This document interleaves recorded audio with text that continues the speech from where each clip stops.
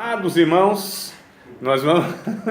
Tá gravando, né, irmão? Então tem que ser um negocinho mais incrementado. Vocês lembram onde nós paramos na semana passada? É uma pergunta de retórica, porque eu lembro. Quem estava? Mas quem não estava, mas assistiu o vídeo? Aí, ó. Então vamos lá, página de número, irmãos, 25 para 26. Na verdade, eu vou dar uma breve recapitulada de 5 minutinhos no máximo e a gente segue o conteúdo, tá bom? Então, página 25, nós falamos no finalzinho da aula passada sobre os argumentos que provam a existência de Deus. Então, existem argumentos que provam a existência de Deus, né? E aí nós trocamos essa palavra de existência para realidade de Deus. Vocês lembram por quê? Lembra, Jean? Mas lembra que trocamos, né? Que a gente, ao invés de usar existência de Deus, realidade de Deus. Que Deus não existiria, mas Deus ele é real, né? Deus não existiria nesse escopo, nesse fechamento da existência que tem começo e tem fim. Que depende, que foi criada e depende do início e de um criador. E Deus não, Deus está acima de tudo isso. Então ele não existe nesse sentido que existe um ciclo, existe um começo e um fim de Deus. Deus é infinito, né? Um dos atributos de Deus é que ele é infinito e ele é eterno. Então ele não cabe no tempo e no espaço, pelos dois atributos dele, de infinitude e de eternidade. Então ele é eterno e ele é infinito. Então ele não cabe no tempo e nem no espaço, né? Então o tempo inclusive foi criado por Deus. Então é por isso que Deus ele não entra dentro dessa criação, porque ele é incriado e é criador de todas as coisas, tá certo? Então são argumentos filosóficos que provam a realidade de Deus. Então Deus é real, embora seja invisível, mas ele é real. E aí a gente viu que existe um argumento, o primeiro argumento que nós falamos é o cosmológico.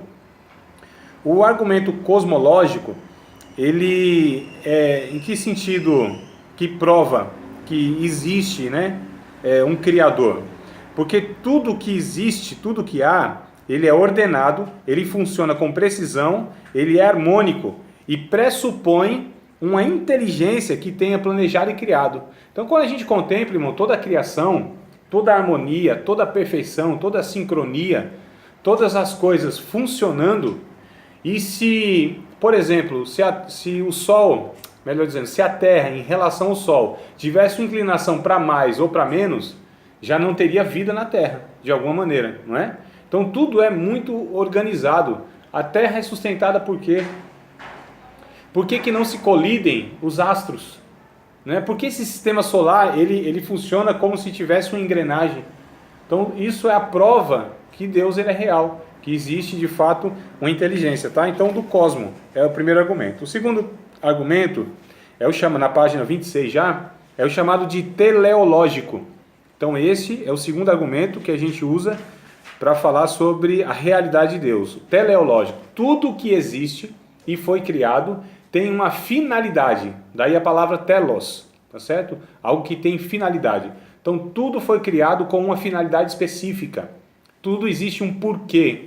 Tudo existe e é algo que é adequado, irmãos, tá? Uma coisa, ela não pode ser usada para outra coisa se foi criada para a primeira coisa. Isso, por exemplo, isso aqui é fora de finalidade, não é? Isso não foi criado para ser usado dessa maneira. Então o ser humano no seu estado pecaminoso, onde tem esquecimentos, aí tem que fazer isso aqui é pecado. Tá? Tudo que a gente usa, tudo que a gente faz fora da finalidade para que foi criado aquilo, então você está fazendo o quê? Errando. E o que é o pecado? Não é o erro? Não é fazer algo que não deveria fazer? Lógico, né, irmão? Não tem comparação. Isso aqui não vai acrescentar em nós pecado. É só um exemplo, tá? Mas, infelizmente, o brasileiro tem a fama mesmo de ser um povo de gambiarra, né? O problema é quando se faz gambiarra na vida. Aí que é o problema. Arruma um jeitinho para viver de uma forma pecaminosa. Aí é um problema. O problema é quando se faz gambiarra para justificar o pecado. Aí é problema, né? Quando se faz essas coisas tem um risco de um acidente, fica esteticamente feio e aí antiético também, né? Mas vamos lá. Então tem aí, os irmãos me dão um desconto, pelo amor de Deus. O argumento teleológico então é o segundo argumento. O terceiro argumento é o antropológico. Nós falamos então, na aula passada, esse me parece que foi o último argumento, sobre o homem. Dentro do ser humano existe a percepção que tem um ser superior, não é?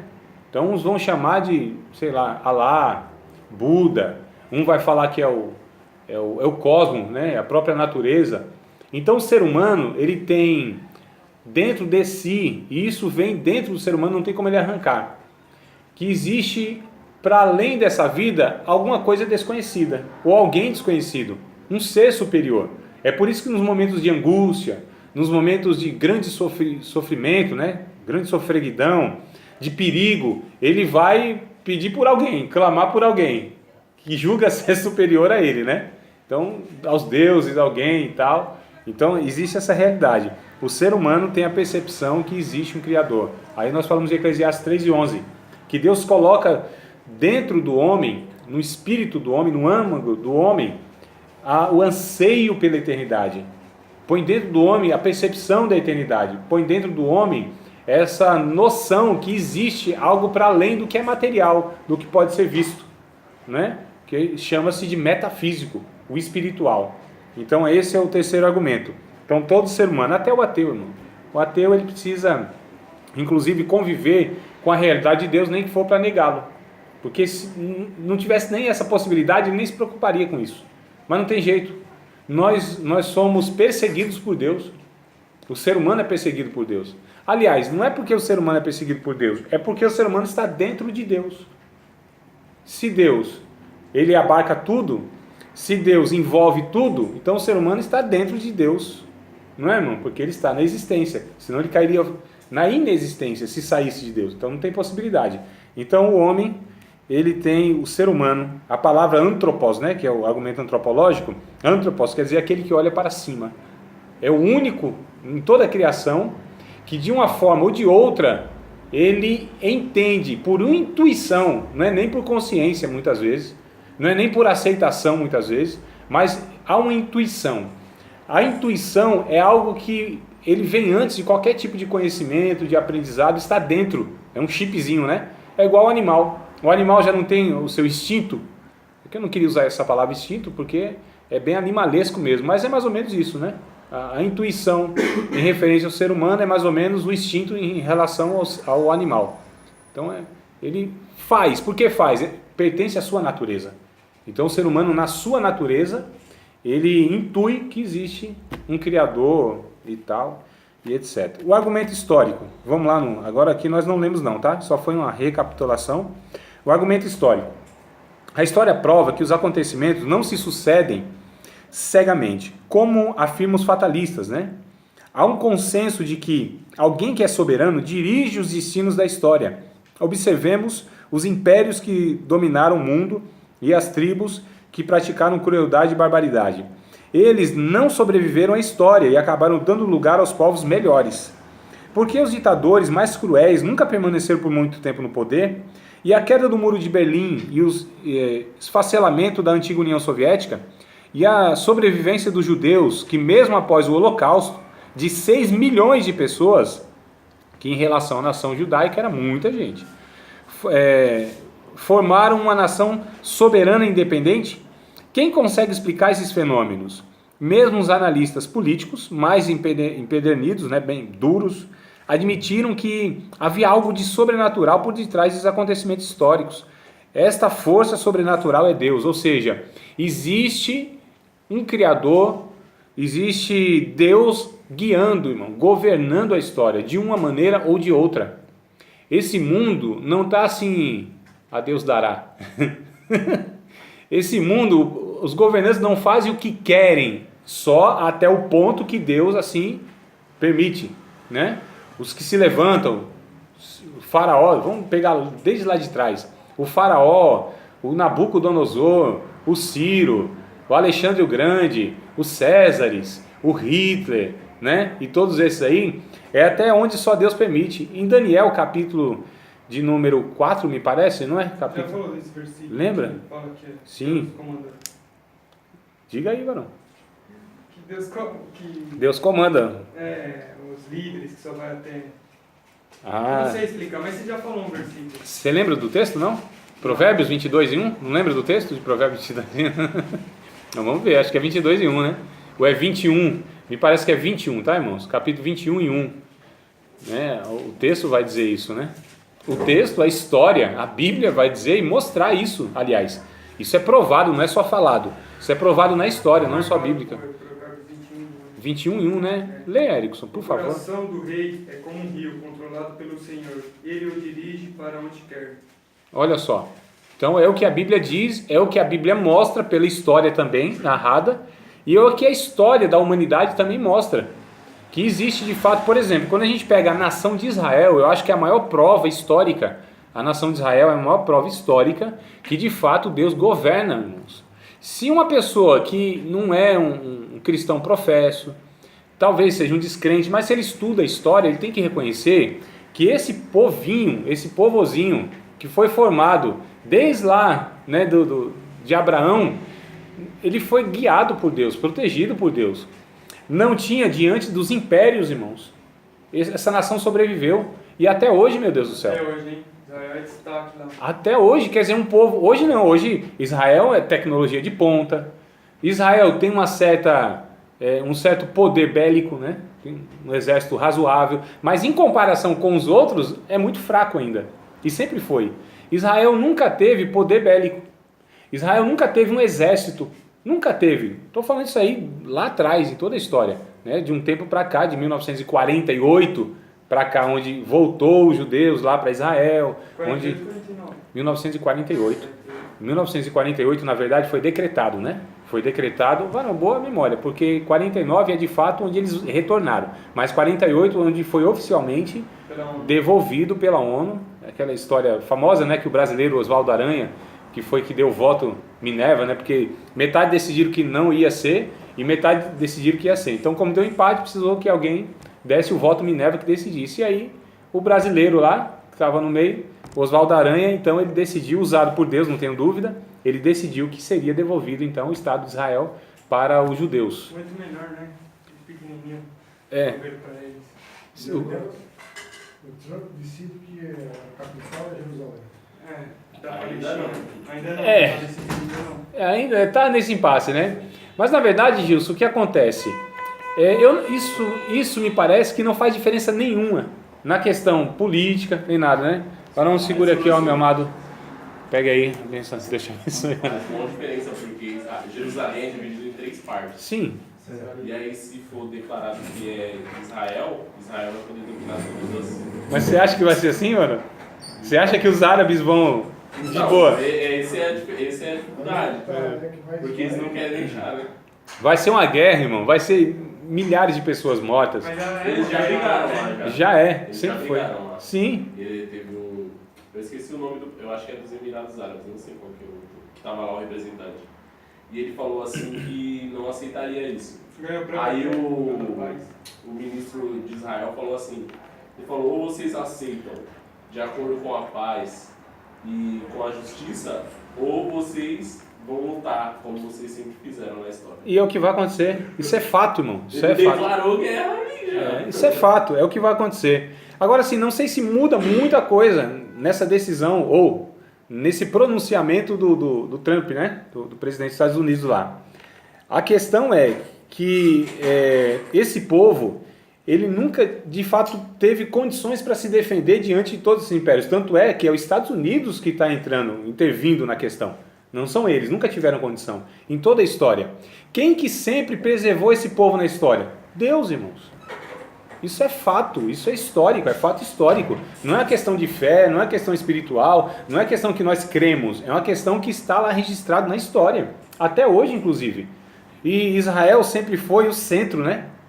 Sempre foi o centro. As nações sempre quiseram, de alguma maneira, aquele tequinho de terra. Que não é um teco de terra, né? Que está exatamente no meio do mundo.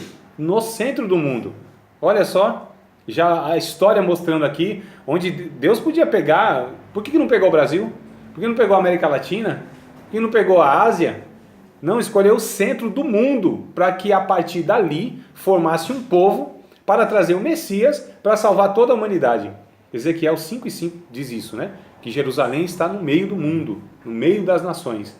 E é um tequinho que nem cabe, se você pegar no mapa, a palavra Jerusalém, ela foge do pedaço do que é, né? Tão pequenininho, né, que Isaías vai falar, o bichinho de Jacó, o povozinho de Israel. Que eu disse, inclusive, que Isaías ali era um nordestino, né? O bichinho de Jacó. Professor, será que isso daí tem alguma coisa a ver com indícios apocalípticos? Porque, segundo aí o que a gente estudou, né, de escatologia, vai ter a restauração do templo de Jerusalém. É. E o motivo ainda porque não foi construído, porque tem lá a cúpula da rocha lá no meio. Isso, o domo da rocha. Lá para fazer. Isso. Será que tem alguma possibilidade de ser construído o templo com essa decisão? decisão? Ah, então, aí a gente não pode prever, né? Porque toda declaração agora, eu acho que ela é sensacionalista, como foram todas as outras, irmãos. Ah, quando Israel voltou, 1948, pronto, vai começar, Jesus vai vir, o anticristo vai surgir. Então sempre tem essas questões históricas que as pessoas entram, né? A questão escatológica não diz respeito à igreja. E não são essas coisas que vão decidir a volta de Jesus. Tá certo? A igreja é que está no centro das coisas, que não é Israel. Isso que as pessoas precisam colocar na mente delas. Israel agora está em stand-by. Agora não, desde da rejeição de Jesus. Até Jesus, Israel ainda era o centro do negócio. Rejeitaram Jesus, quem passou a ser agora, irmão? Porque a Bíblia vai dizer, lá em, se não me fala, aleluia, louvado seja Deus.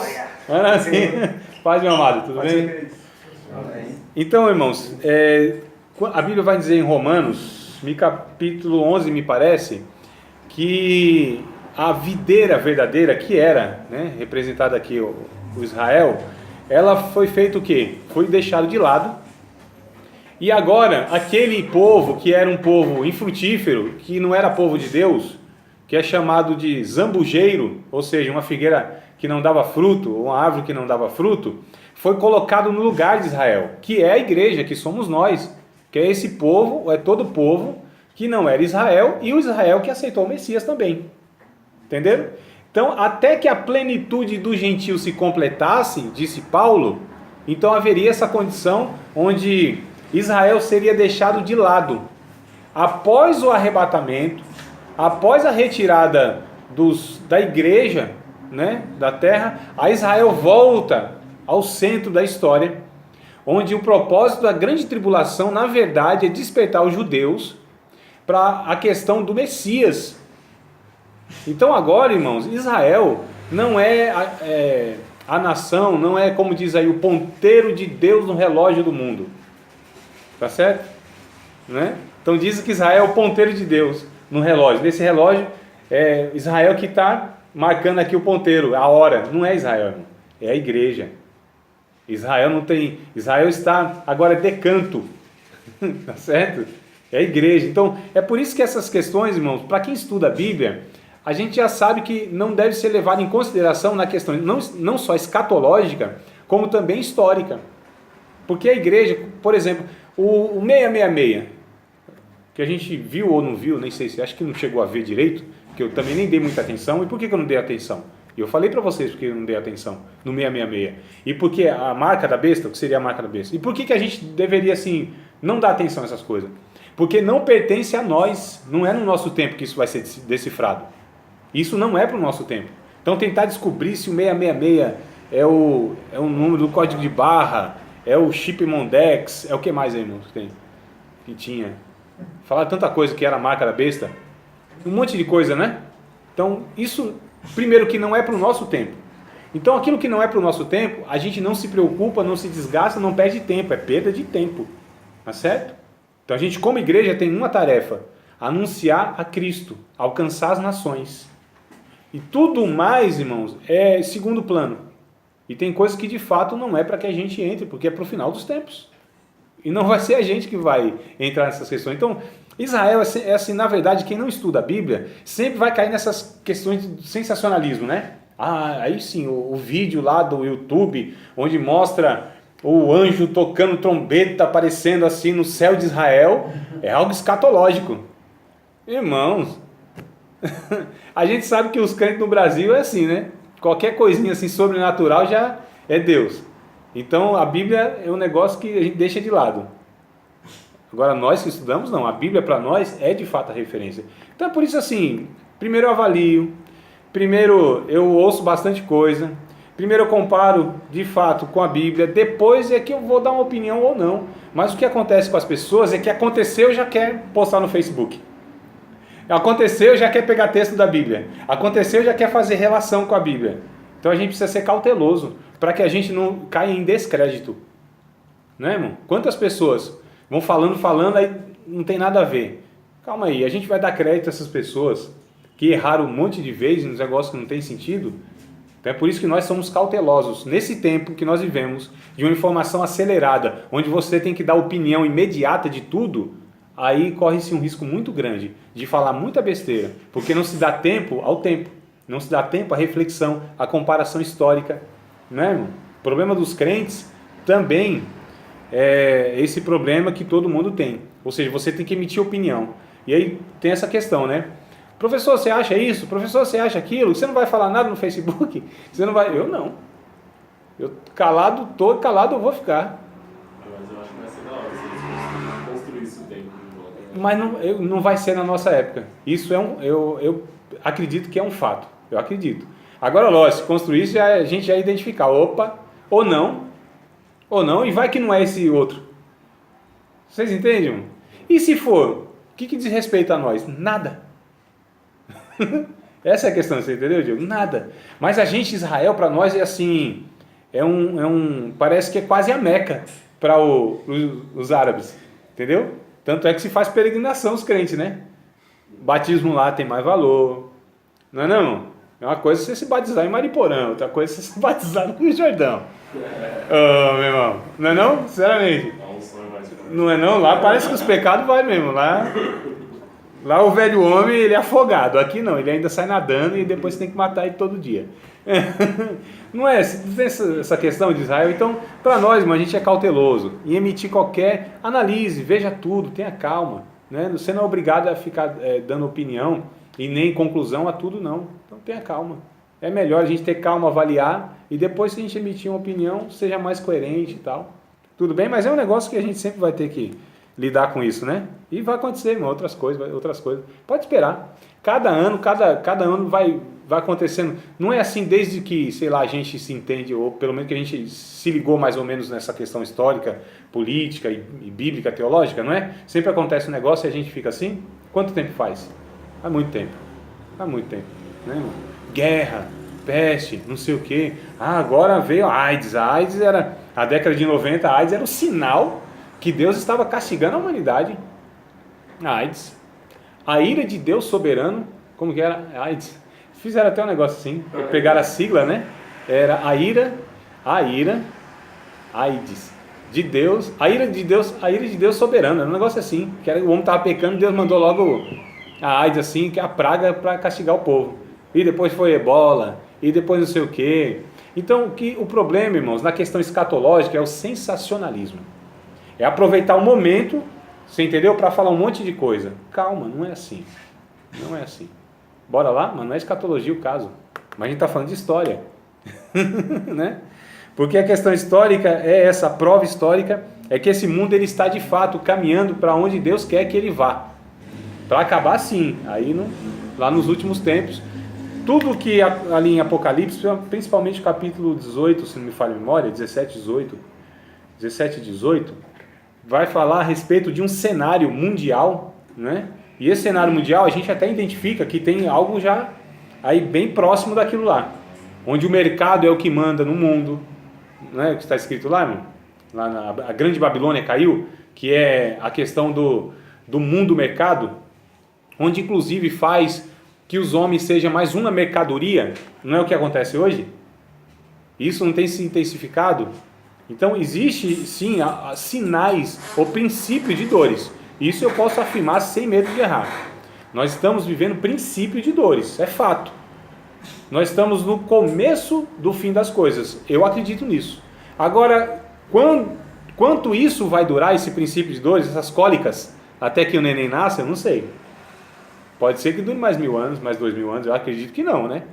Pela intensificação que tem sido, principalmente esse último século, aí a gente faz uma análise histórica, irmãos. Análise histórica. Aí sim, você compara 1900 anos para trás, até Cristo, e você compara esse último século. A intensificação dos sinais que Jesus disse no capítulo 24 de Mateus, aí ele tem aumentado de uma maneira assustadora. Aí é fato. Tanto nas doenças, quanto nas guerras, quanto nas catástrofes naturais, quanto na questão da apostasia, falsos profetas, falsos ensinadores. Isso tem se avolumado de uma maneira tão assustadora nesses últimos 100 anos do que em todos os 19 séculos para trás. Acho que a apostasia nos últimos 10, assim, acho que tá 10, 20 anos aí. Mais ou menos. Aí a gente fica de orelha em pé. Falou, opa, aí sim, mas calma, irmão. Né? Jesus vai voltar? Pode ser que sim. Faz 2000 anos que a igreja está falando isso e a gente deve viver. Agora, sem sensacionalismo. O que a Bíblia diz lá em Lucas? Como seria, na verdade, a vida das pessoas quando Jesus viesse? Como seria? Casavam-se e davam-se em casamento? Não viajei, né? É mais ou menos isso aí, É quase o mesmo. Eu lembro que era uma passagem que fala alguma coisa com Noé. Não é essa passagem mesmo. Essa Diogo. Que vai dizer o que, irmãos? Que as pessoas se casavam, normal, viviam sua vida cotidiana, ordinária, né? Viviam sua vida comum.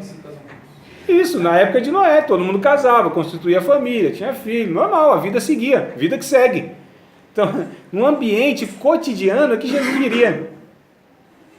Porque se fosse nesse estradalhaço todo, o que acontece, irmão?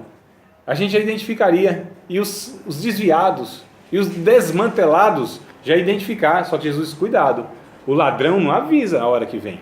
É por isso que tem que se viver uma vida vigilante. Então a vida é essa vida cotidiana. Jesus pode vir agora? Pode, exatamente agora.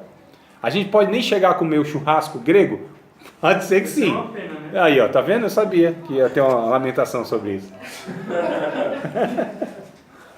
Trazer aquele carrinho até aqui no começo. Aí, ó, tá vendo, Ana? É a recompensa que é na terra, no céu, Ana. Jamais, é aqui, né, Ana? Né? Tem uns aí, inclusive, que não casado, não quer que nem Jesus volte antes se arrume uma varoa. Oh! Não foi intencional, não, Ana. Mas... Já pensou? Olha. Ainda não, Jesus, né? Ou não? Vai ser daqui 2 semanas, né? Não mas já pensou uma semana antes? Que coisa terrível, né, Gil? Preparar tudo, né? Já pensou, meu amado? Ai, caramba. Então, irmãos, essa é a realidade, tá? Pense pelo produto melhor. Você vai ter a presença de Jesus nas suas bodas. Não, Gilson, não, mano. Agora não. Não, o coração não tá nisso, mano. Não. Até eu ia ficar meio bravo se Jesus viesse há uns 15 anos atrás, no dia 31 de maio, assim, eu ia ficar assim, mas não podia ser depois, né? Tal. Mas vamos lá, irmão. Argumento da crença universal. Página 27.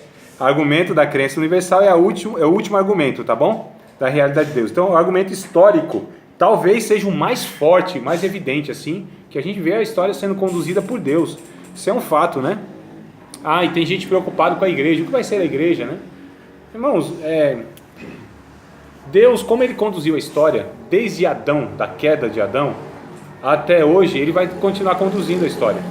A igreja passou por períodos sombrios, aliás, de grande apostasia, logo no início dela, né? No ano 313, melhor dizendo, 312 para 313, a igreja ali, ela de fato se corrompeu de uma tal forma, que ali falou, bom, a igreja aqui acabou, que se misturou com o Estado, era um negócio feio, né?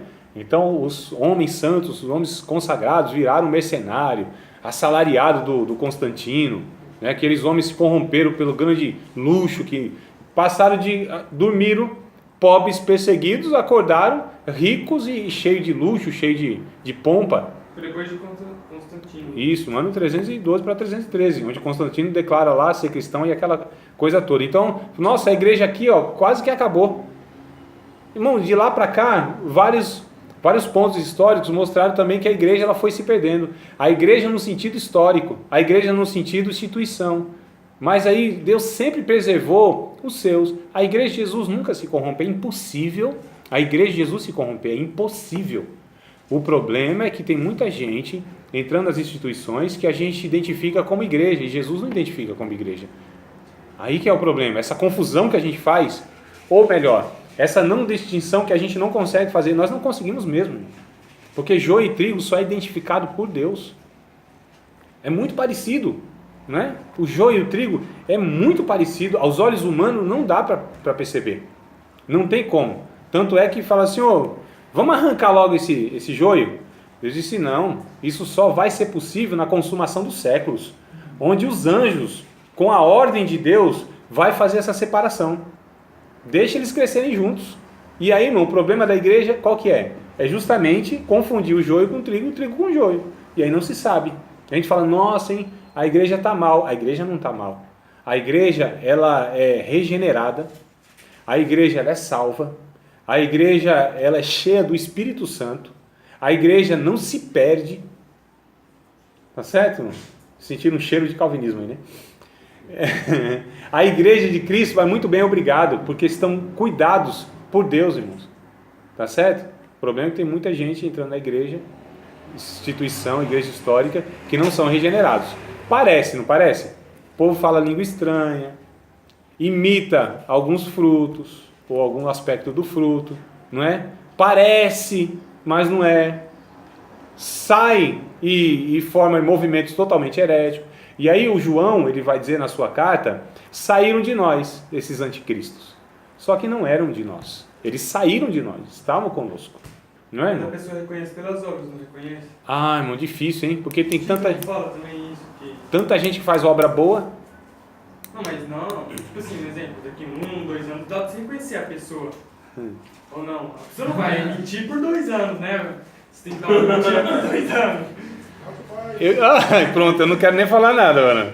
Igreja antiga aí, hein? Eu queria que a voz dos nossos pastores aí, os irmãos um pouco mais experientes, falasse, né? Dá para ser enganado assim por muitos anos? Uma mentira repetida por muitas vezes torna-se uma verdade. Mas dá ou não dá, irmão Ari? Um crente fala assim, rapaz, aqui parecia, né? Dá pra enganar, né? Muito tempo, né? Dá, meu amado. Até a máscara cair, a capa cair, aí tem muito estrago. É. E tem gente que morre, irmãos, e morre. E a gente fala assim, morreu um santo homem de Deus. Morreu uma santa mulher de Deus. Aí chega lá no céu, a gente já vai procurar logo esse ou essa. Aí Deus fala, não, esse aqui não está aqui não. Como, Senhor? Não é possível? Em teu nome ele profetizava, em teu nome ele curava, em teu nome ele fazia tantas coisas. Não, até fazia tudo isso. Mas eu não conhecia esse maldito porque ele praticava iniquidade. Ele foi para o fogo eterno. Irmão, quem conhece de fato? Né? É um negócio que não é para a gente. Então, é um negócio assim tremendo. Mas Jesus, ele cuida. A igreja de Cristo vai muito bem, obrigado. O que vai mal são as instituições religiosas. Existe uma decadência no nosso país muito grande, irmãos, do movimento evangélico. Existe um descrédito muito grande com as instituições organizadas que são chamadas de igreja evangélica. Existe ou não existe? Existe um descrédito muito grande aos homens sagrados, né?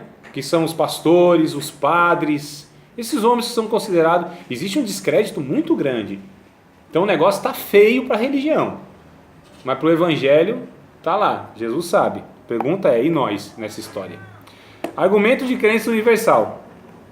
E aqui a gente vê se encerra essa questão. A vocação religiosa do ser humano é inata, ou seja, nasce com ele, né? A filosofia diz que o homem é um animal religioso. Em todas as culturas do mundo, há crença em um ser supremo. Mesmo sem saber que se está buscando, o homem expressa em sua natureza que tem sede de um ser superior. Todo ser humano nasce com a consciência da existência de Deus, mesmo que não saiba exatamente quem ele é.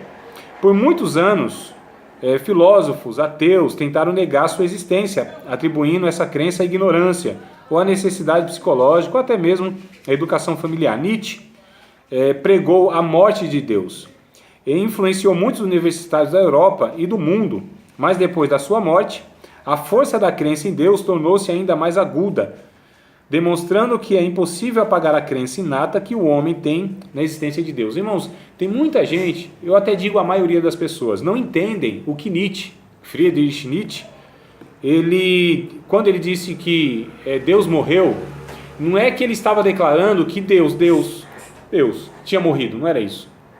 Ele estava declarando que a fé tinha morrido, a crença tinha morrido, a religiosidade tinha morrido. Esse é o sentido da declaração de Nietzsche, tá certo? Então, eu estou falando com propriedade porque eu estudei isso. Estou falando é minha formação acadêmica, sociologia. Então, eu estudei essa questão. Infelizmente, alguns teólogos ou algumas pessoas que estudam teologia, elas não se aprofundam na questão, por exemplo, da biografia da pessoa, né? O conceito que a pessoa, ela de fato, porque tem gente falando mal do Platão, do Aristóteles, eles todos eram crentes, no sentido que acreditavam em Deus, e num ser supremo, e num Criador. Então, aí crucifica a filosofia. Alguns sociólogos e alguns outros pensadores, você pega muitos estudiosos, pregadores, ensinadores, eles vão falar mal até umas horas. Muitos nem sabem, irmão, que muitos cientistas eram servos de Deus. Galileu Galilei, Copérnico, Thomas Edison, não é? E um bocado de outros aí. O próprio Einstein, meu Deus do céu, que é um judeu, né? Apesar de nascer na Alemanha, mas é um judeu. 5 judeus que mudaram o mundo, ele está dentro desses 5 aí. Ele é o último, aliás. Ele é o último, né? Então, 5 judeus que mudaram o mundo: Moisés, Jesus, Marx, me ajudem aí, Marx, Freud e aliás, seria o Freud primeiro, eu acho, não, o Freud vem depois mesmo, né? O Marx, o Freud e o Einstein, tá? Então, Moisés disse, a lei é tudo, o homem é governado pela lei. Jesus disse, não, o amor é tudo, o homem é governado pelo amor. O Marx disse, a economia é tudo, a questão econômica é que é o problema do mundo, a distribuição de renda, essa de coisa. Freud disse, não, o sexo é tudo, a sexualidade explica todo o ser do homem. E aí vem o Einstein e diz, não, tudo é relativo. Então, a questão é, irmãos, a crença universal. Jesus disse o quê? Que nos últimos, quando ele viesse, porventura acharia fé na terra? Foi o que ele disse em Lucas, capítulo 18, me parece, verso 11, alguma coisa assim, né? Aí não entra uma certa contradição? Como que Jesus disse que quando ele viesse, não haveria quase fé? E a gente está falando que a crença tem aumentado. E a crença tem aumentado. Uma das coisas que a pós-modernidade trouxe, que a modernidade tinha matado, justamente, que é o tempo do Nietzsche, que é a modernidade tinha matado a questão da fé, a religiosidade, a espiritualidade. Isso aí estava em decadência. O negócio era a intelectualidade, era a arte, né? O iluminismo, 1400 e pouco para cá, ou até 1400 e pouco, até 1989, vamos colocar assim, tá? Onde é a modernidade, né? Então aqui que mandava era a razão, era o homem, era o intelecto, era a ciência que definia tudo. A ciência que dizia o que era e o que não era. A ciência diz, Deus não existe mesmo, a ciência. A ciência que diz, isso aqui é certo é fazer assim, assado. Pela biologia se explicava, pelos experimentos, pelas as teorias, pelos fatos. Inclusive o Marx vem surgindo, provando a questão biológica, ou pelo menos colocando uma teoria, provando não, mas colocando uma teoria de que tudo existiu e tal, e a ciência que determinava tudo. A ciência que mandava no mundo, a ciência que determinava a categoria que as pessoas pensavam. Antes era a igreja, não era? Era chamada de Idade das Trevas. Então a igreja que determinava que a sociedade fazia, as leis, era a igreja, irmão. A igreja mandava no mundo. Já chegou esse tempo, que foi um dos piores tempos da humanidade. Olha a contradição, não é? Chamado de Idade das Trevas. Quando a igreja, ela governou o mundo, foi chamado de Idade das Trevas, irmão. Como que pode ser um negócio desse? Aí a ciência vem e tal. E aí, então vem a pós-modernidade. A pós-modernidade fala mal dela, e tem que falar mal mesmo, porque é um bocado de coisa que trouxe ruim. Mas teve uma coisa boa, que foi esse florescimento da questão espiritual, da questão religiosa, da questão da crença. Quando é que nasceu a Reforma Protestante, não foi? Não, aí já é 1517, né? Já está lá atrás. Ali, lá atrás. A questão aqui, irmão, é uma questão universal. A crença tem crescido, a religião tem crescido de uma forma assustadora no mundo. Não é? Novas religiões, estou falando de religião, não estou falando de evangelho, não é isso que eu estou dizendo, estou falando de religião, de crença. Então as pessoas, elas de fato, elas até estão abandonando um pouco dessa questão de razão, porque buscam na razão um monte de coisa que não se explica. Aí vão buscar onde? Na religião, né? Então não é uma contradição a crença aumentado e Jesus disse que a fé diminuiria? Porque é uma diferença. A crença e a religião é uma coisa, a fé é outra.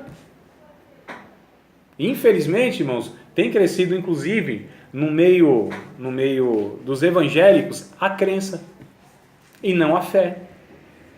A crença é uma coisa, a fé é outra. A fé faz pessoas parecidas com Jesus. A fé transforma a pessoa num justo. A crença é uma ferramenta para que eu a utilize em meu benefício. É por isso que nós temos presenciado, nesse último momento que nós estamos vivendo, o individualismo como nunca antes. Porque a fé, ela é coletiva. A crença é individual. Porque a fé me faz servir o outro. E a crença faz com que os outros, os deuses, me sirvam. A fé faz com que eu entenda o propósito de Deus na minha vida, que é ser parecido com Jesus. A crença, irmãos, faz com que eu queira de Deus só aquilo que Deus pode me beneficiar. A crença é uma coisa. E está cheio de crente que tem crença. Mas tem poucos justos que têm fé. Isso é visto de uma maneira explícita no nosso país e até em muitos outros países. Estão compreendendo a questão? Mas o argumento é isso, que o homem jamais deixará de acreditar, né, de dar crédito na questão religiosa e espiritual. Não tem jeito. A religião nunca vai morrer. Nunca. A ideia de que existe um ser nunca vai morrer. É impossível. Professor, então esse argumento é igual ao do antropológico? Ele é parecido, né? A diferença, Diogo, do antropológico é porque aqui é uma questão de trabalhar mesmo a consciência. Da crença, consciência. Do antropológico já está no âmago do homem. Entendeu? Então, da mais tenra idade, já se percebe isso no ser humano. Agora, a crença já é algo trabalhado a partir do conhecimento mesmo, do conceito mesmo. O antropológico não, já é algo que é inato no homem. Ele já tem essa percepção, sem saber explicar qualquer coisa. Agora aqui não, aqui é uma ideia, o argumento da crença é uma ideia que se acredita em algo e aí você vai viver dentro de um sistema, pelo menos seria isso a lógica, né, da crença. Por exemplo, se eu sou católico, eu tenho uma ética que o catolicismo me apresenta. Se eu sou islâmico, eu tenho uma ética, incrível que pareça, tem ética, né? É que a ética deles é contra a ética, então é antiética. Mas tem uma ética, que são regras. Então a questão aqui, a crença já é trabalhada num negócio mais consciente, mais conceitual. O antropológico já é uma questão muito mais da natureza. Entendeu a diferença, mano? É bem parecido, né? Ainda bem que você perguntou, porque eu estava achando aqui que alguém ia perguntar esse negócio. Vocês têm alguma pergunta fácil e rápida? Tem 3 minutos ainda para desespero de vocês.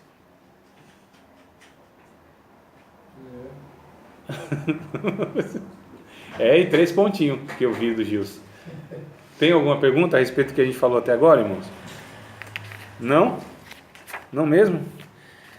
Amados, então vou fazer o seguinte.